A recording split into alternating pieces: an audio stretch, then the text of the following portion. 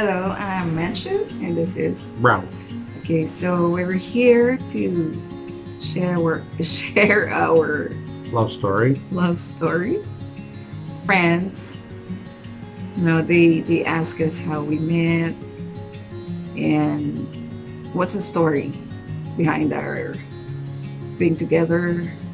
So just for we're happy with where we are now, and we just want to share this love story with you.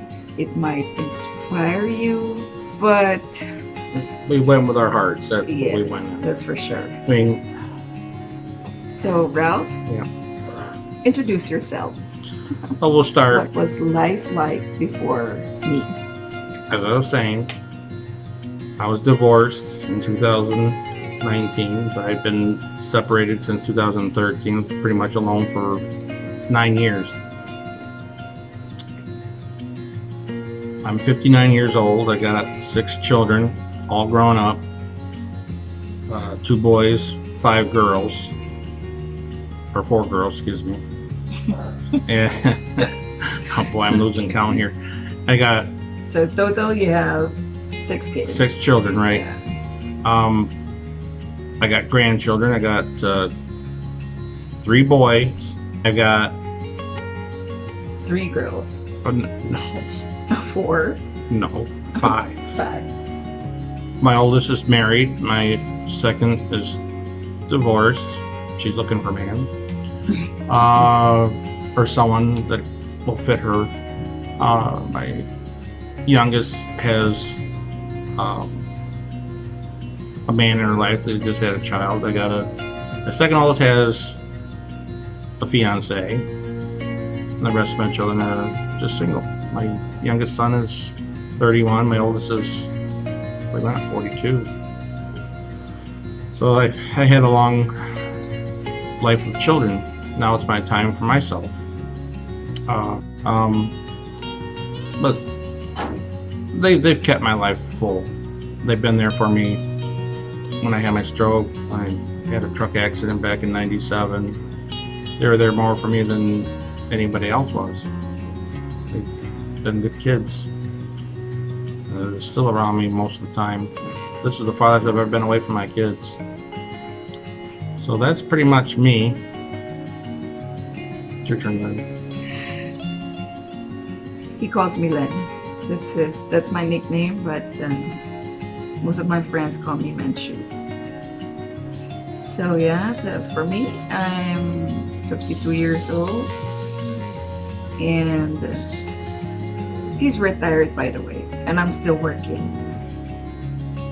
I have 3 boys, all grown up. I was a widow for 11 years. Thank you.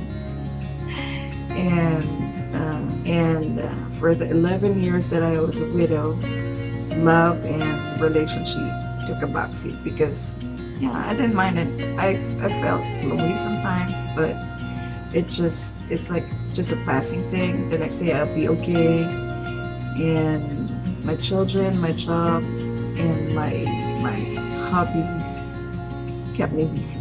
So it's not a boring life, I should say, because I enjoyed everything that I do, and still, I'm still doing it. I'm still working, I'm still dancing. But when my children, when my 2 youngest sons went abroad, that's when I felt the loneliness. We have a lot of things that kept us busy, but it wasn't filling the spaces. Your heart grows hard when it doesn't have something to share it with other than your kids. Mm-hmm. When your kids got their own lives, they're over there and you're over here. So you gotta start thinking of yourself. Okay, so first question. Where did we meet?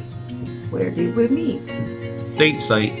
A friend introduced me to a dating site back 2018. And yeah, I've signed up for a couple of sites, like of course the famous one, Tinder, and Filipino QP. But when I, learned that they're all paid, I just uninstall it from my phone, and then I'll start again. But it's just like, yeah, I sign up, but I'm not really into it. I was the same with me. I would get on a date site, pay for it. Got to the point where it just, if nobody's answering back, and it seemed like everybody was doing that. You say hello and nobody say hello back. Why not? The first time we chatted In December of last year. 2021, yeah. But it was just like, hi, hello, and then hi, hello again, and then bye. But fast forward to April of 2022, that's where we started chatting every day On WhatsApp. on WhatsApp. First on WhatsApp, then video. We did video calls every day. Through Every day. Messenger. So it's like, because he lives in New York. My schedule is graveyard, so his time and our time, Met with each other. yeah, because I'm awake at night. Like, or if it's 9 p.m. here, it's 9 a.m. their time.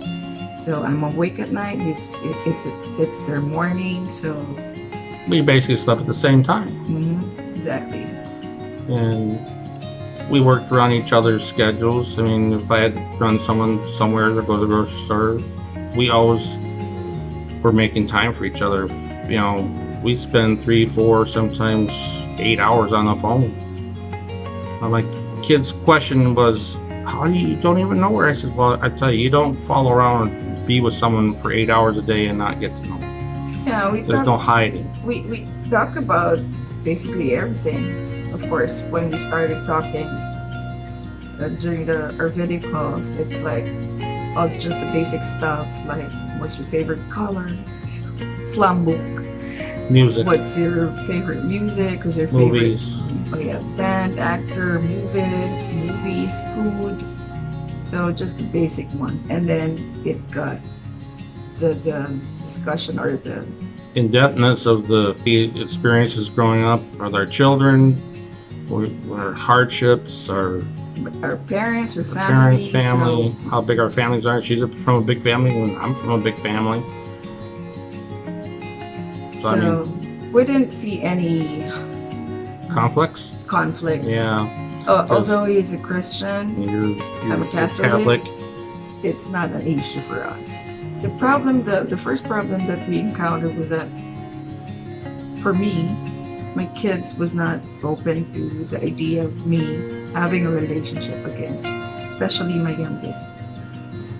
He was abroad when we really got to, spend almost every day. We spent every day talking, and he didn't like it.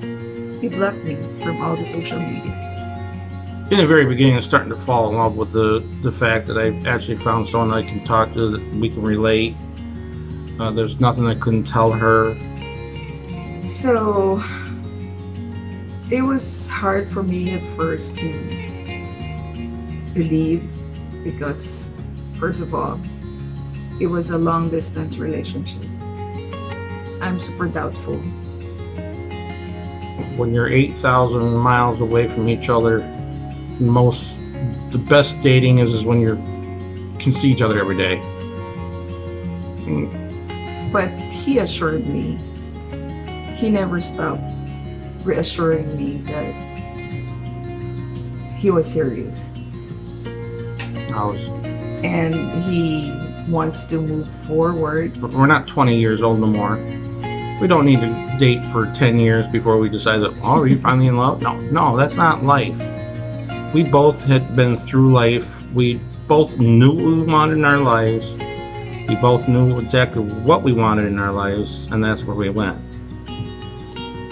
Of course, I was hesitant at first.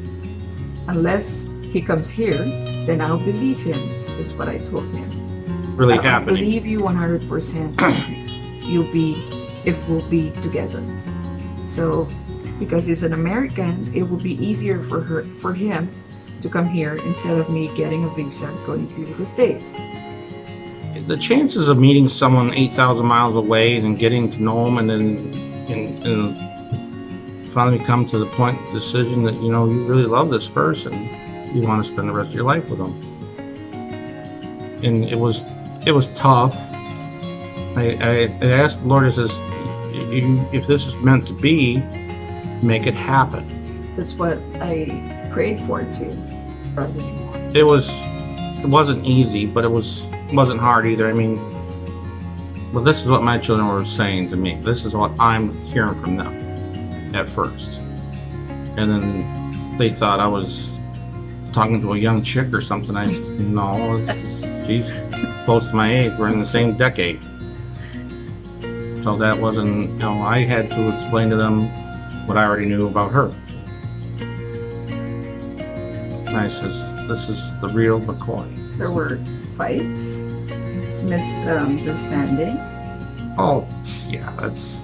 We also have we still have it a little bit now. Yeah. I mean, yeah, there's no such thing as a perfect relationship. Yeah. That's something you work... When he said that he was really serious, and then after a few months he proposed to me, and then I said yes. The next goal the next level will be for him to come here. Things fall in line. Yeah, the only thing that he needs to do is to come over. But the problem was COVID. Yeah, we still have the COVID restrictions, and he's unvaccinated. So every day I'll check on the U.S. Embassy site and the updates on COVID restrictions, immigration.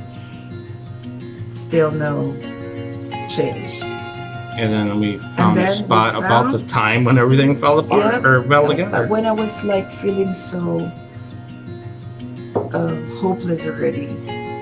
That's where we found, on this site, we found out that he can enter a country with COVID restrictions, provided that he'll have a medical certificate stating that he is not allowed to be vaccinated, or it could kill me if I got vaccinated. That's why I didn't get vaccinated. Yeah, so he got his medical certificate from his doctor. We still don't know if our country will accept that. We had to get that all set up, though. He booked his flight. He got this one health pass. He has this medical certificate, and then a hotel to go right to for quarantine. Because we know that because he's unvaccinated, that's one of the things that he'll definitely go on quarantine. He'll have to do the 5-day quarantine. But we're still, I'm still doubtful that he'll be allowed entry here in Manila. So I told him to book a flight to Cebu because I've heard that they accept unvaccinated foreigners. So I ended up with a ticket to Milan. But he didn't do it. He just booked a flight from New York to Manila. Okay, so again, we lifted up all to God, and we just took a chance. He just took a chance. And I think I was so thankful that he was allowed entry here. Because it's either he gets, he'll be deported back to his country, or our immigration will ask for him to book a flight to Cebu. He will not enter Manila, but go straight to Cebu. Love story is really a divine intervention. If it wasn't meant to be, it wouldn't have happened. And it did happen. Prior to his going here in the Philippines, we were talking about our wedding. So he really wanted to marry me, and the only place I wanted to get married is here in the Philippines. We planned for a civil wedding, just a civil wedding. It didn't happen that way. We ended up with a pastor. Have a Christian wedding instead. We're all friends and family.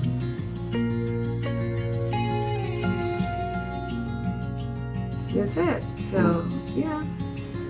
We'll probably end up making a second part on different things. Thanksgiving, Christmas. Yeah, we celebrated Thanksgiving. And New Year's now. My first Thanksgiving. That's another story. first Christmas with the American. turkey will be another story. And then his first Christmas here, our first Christmas together, our first New Year together. My first and Christmas anywhere many else in the more world. first to celebrate, or just want to say Do what that your heart and the Lord brings you to doing. when God puts When you through feel it, at ease He'll with it, do it. get you through it. Yeah, He will get you through it if it's meant to be. If it's meant to be, it's meant to be. Nobody can stop it. No. Or even friendly at I'm immigration. sure some of you will like, what? Unvaccinated was able to enter Manila? How? That was like last year, huh? And I'm not sure about their restrictions now, but during when he arrived here, it was October 2022. So the restrictions was not lifted yet. Yeah, they are So- lifting now. And the only thing that accepts, the only place that accepts, it's what I heard, unvaccinated foreigners is in Cebu. It's in Cebu, not in Manila. That's our Our story for the moment. story. And for the moment, yep, we'll still be exploring life, love, and whatever Longevity. exploring God will want us to do. But you got to do it together to find it out. So that's it. That's it. Okay, so thank you very much, and we hope you like our story. If you like it, if you want to continue to follow our videos, I'll be uploading more videos in the coming days. Please don't forget to subscribe, share, and like. Thank you, and I'm Ralph. Happy New Year. Happy New Year. Ralph, And Menchu. we are the G. G's.